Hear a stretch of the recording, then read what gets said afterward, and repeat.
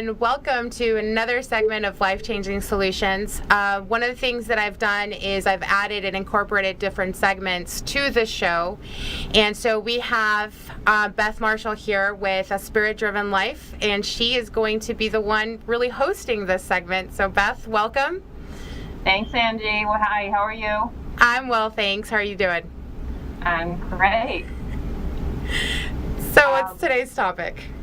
Yeah, so I figured when I was thinking about things today and really reflecting on what is one of the key conversations I have with folks who are looking to lead a spirit-driven life, which is the name of the segment, I really got down to what are the key aspects to building a partnership with the divine. And, you can use the word God, spirit, universe. I hear people say Christed consciousness, higher self, whatever it is that works for you. And so today I want to talk a little bit about what are some of the key steps that you can use. And obviously certain steps can, be taken to strengthen and develop your own relationship. And it doesn't need to be, all 6 of the steps that I'm going to talk about. And so I'll just say, take what resonates, discard what doesn't.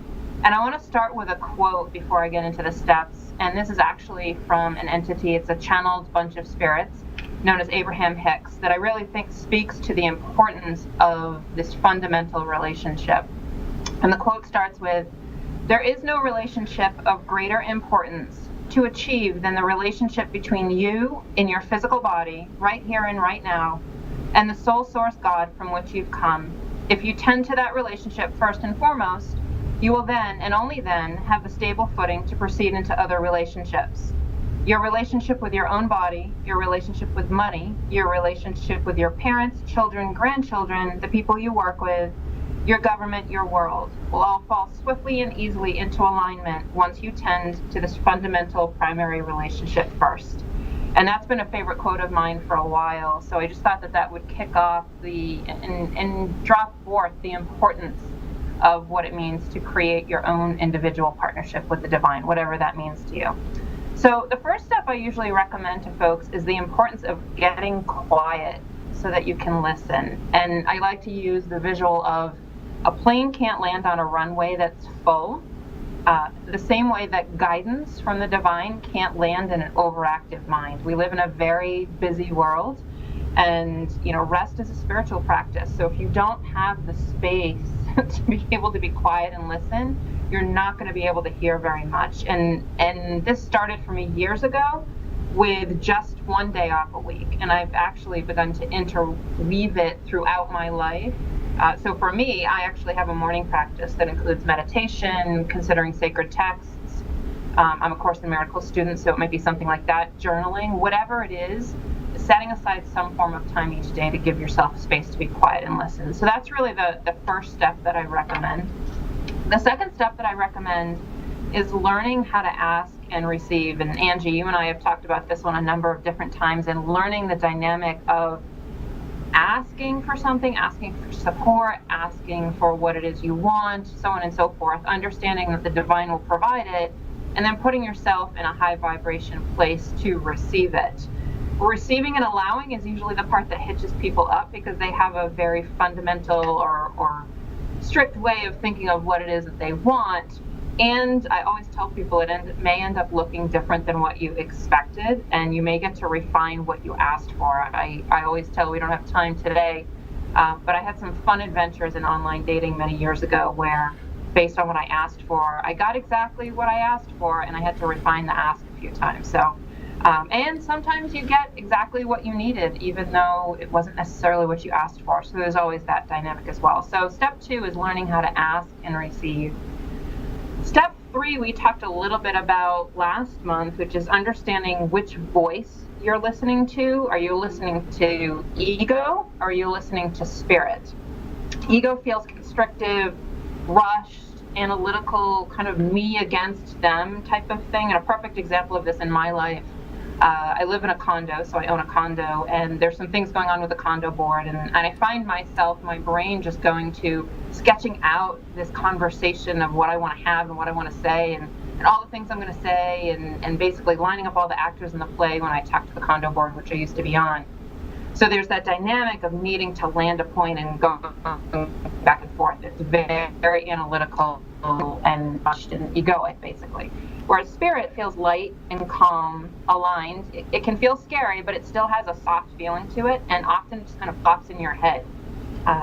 So ego basically can be quiet, but more often than not is loud and obnoxious.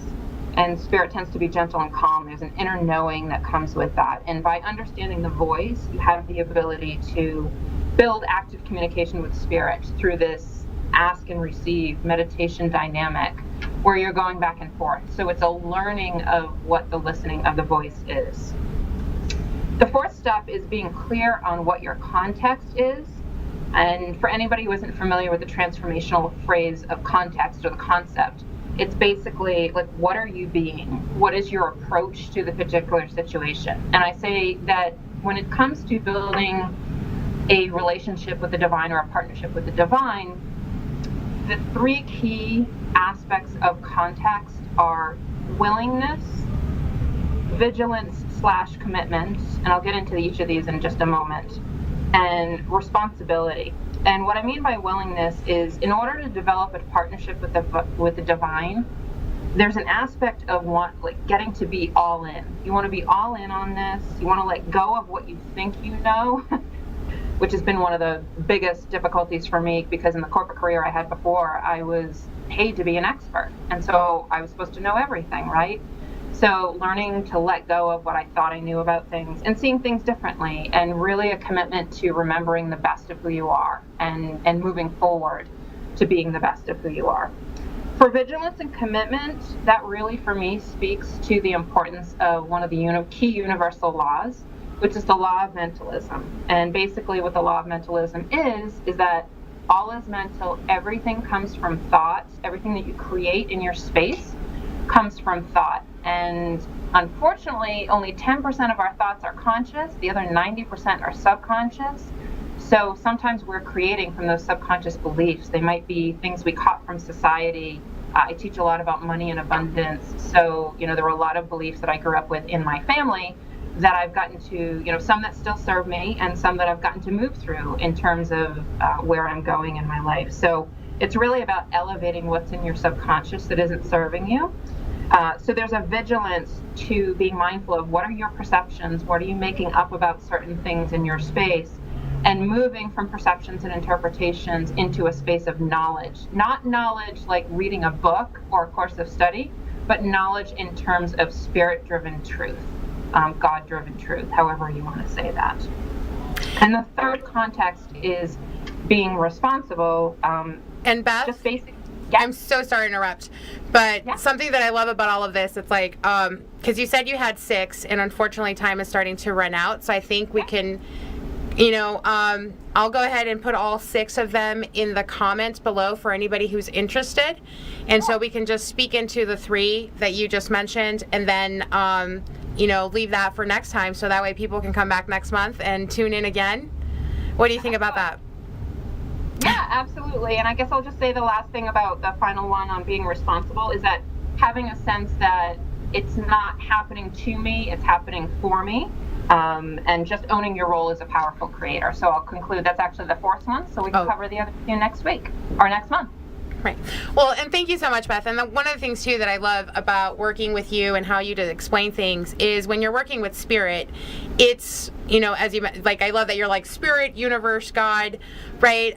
It could be anything that it means to us, right? We can, it's, and being open that way and understanding that it's like all of these things happen subconsciously, like what you were just saying right now, all of these thoughts, we think we know, but we really don't. There's so much more happening behind the scenes there.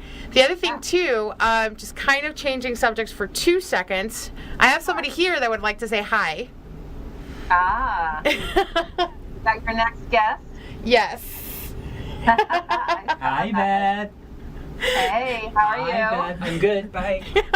And she's like, I'm so gonna interrupt. I'm like, okay, like we'll do it towards the end. But It's been a while.